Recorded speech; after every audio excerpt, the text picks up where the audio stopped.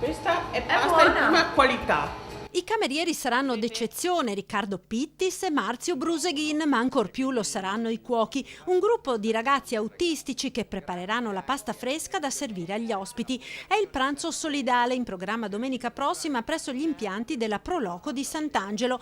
Treviso torna così a celebrare la giornata mondiale della consapevolezza sull'autismo, dove sono proprio i ragazzi ad essere protagonisti grazie al progetto Cooking for Autism, volto a creare un'autonomia per i giovani affetti da questa malattia. A produrre la pasta per questo pranzo speciale, i posti sono già andati a ruba, saranno appunto i ragazzi seguiti dalla Fondazione Oltre il Labirinto, da anni impegnata nella sensibilizzazione e formazione sull'autismo e che segue una settantina di famiglie a Treviso, circa 250 nel Veneto.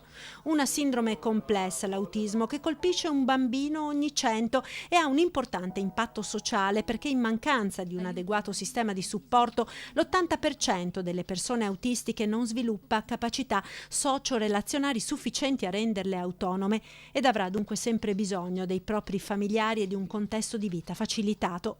Si parla sempre di bambini e ragazzi autistici, ma questi bimbi e giovani crescono, diventano adulti ed il grande dramma delle famiglie è proprio quello del futuro dei propri figli quando i genitori non ci saranno più.